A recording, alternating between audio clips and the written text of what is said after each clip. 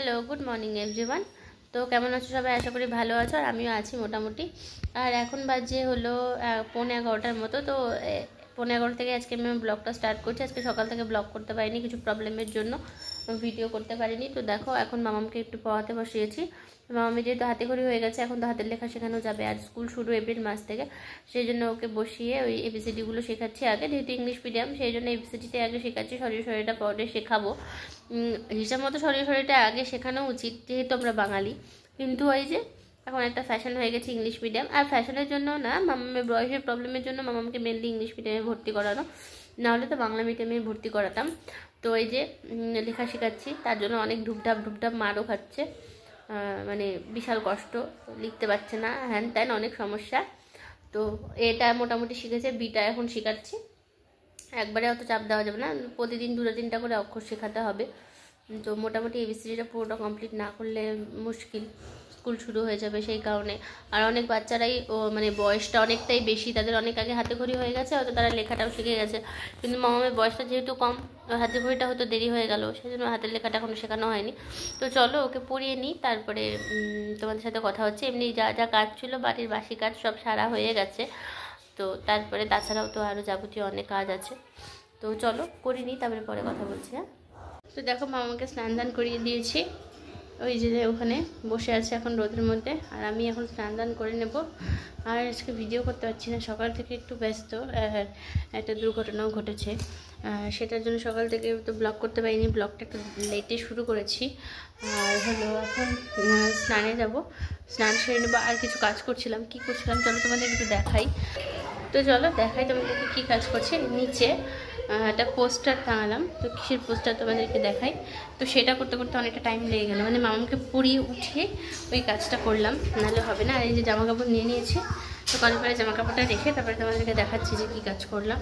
কারণ আমারও ঠান্ডা লেগেছে, বেশি বেলা করে স্নান হয়ে যাচ্ছে, তো ঠান্ডা লেগে গেছে।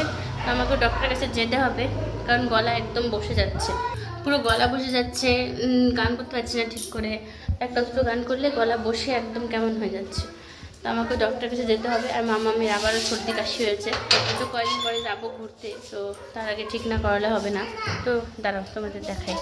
দিতি সঙ্গীতালয় আমার গানের স্কুলের নাম, তো আমি গান শেখাবো, শুরু করব গান শেখানো। তো সেটার জন্য এই পোস্টারটা, মানে বাড়ির সামনে এটা টাঙালাম, আরও 2-3টা পোস্টার বানিয়েছি, ওগুলো টাঙাবো দোকানের সামনে আরও অন্য জায়গায়। তো সেটার জন্য সকাল থেকে ব্যস্ত ছিলাম।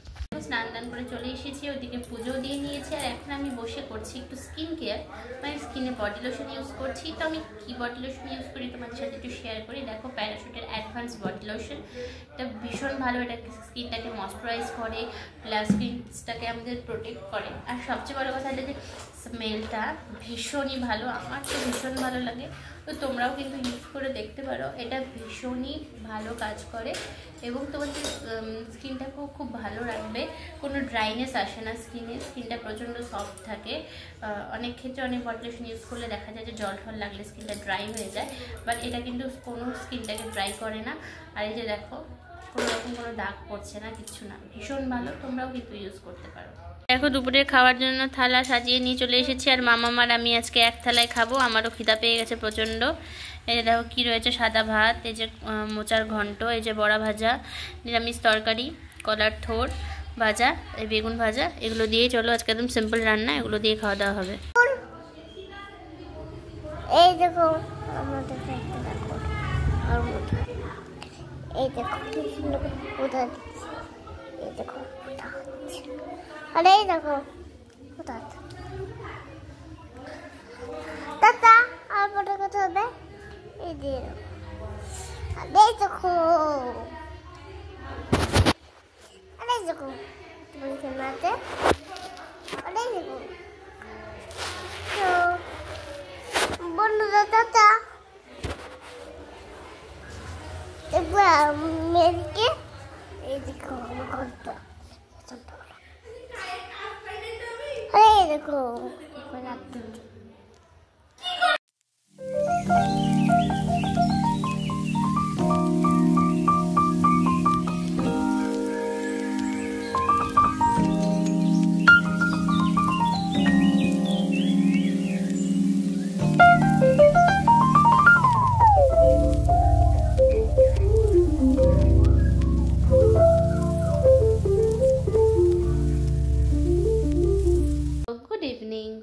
সন্ধ্যাবেলায় আমি আর মামাম দুজন মিলে বসে পড়েছি সন্ধ্যার টিফিন করতে। মা সরো, এখানে আসো।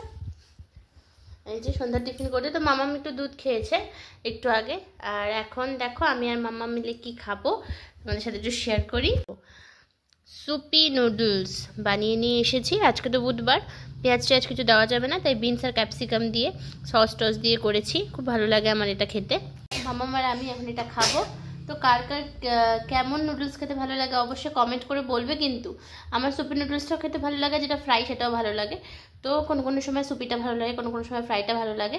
আর সুপিটা বিশেষ করে বেশি ভালো লাগে যদি অনেক কিছু ভেজিস দিয়ে করা যায় সেরকমভাবে, তো খুব ভালো লাগে, টেস্ট লাগে খেতে। তো মামামও খুব ভালোবাসে ওটা খেতে। তো এখন আমি আর মামাম ওটা খাবো। তো চলো খেয়ে নিই, তারপরে আবার কথা হচ্ছে। মামাম দুষ্টুমি করছে আর ওই যে ওইদিকে উকুন বাছা হচ্ছে।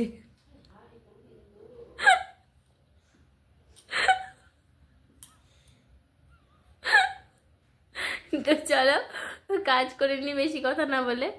সর সর। দেখো এদিকে আলমারি থেকে সমস্ত জামা কাপড় নামিয়ে নিয়েছি। এখন এগুলো সব গোছাবো। একদম বাড়ি থেকে আসার পর আলমারি গোছানো হয়নি, একদম সব কিছু ঢিবি ঢিবি করে রেখে দিয়েছিলাম। এগুলো সব তাকগুলো সবগুলো তাকে গুছাবো। এই যে উপরে শাড়ির তাক থেকে শুরু করে সব, একদিনে সব হবে না, আস্তে ধীরে করবো সব।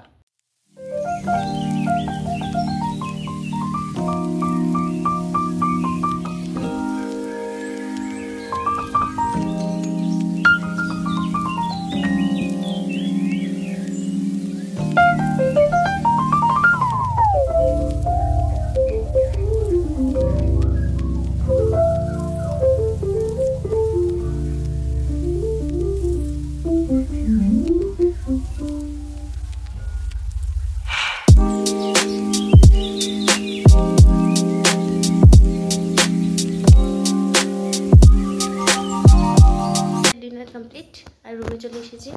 আর এদিকে দেখো বিছানাও করা হয়ে গেছে, এখন হলো ঘুমিয়ে পড়বো।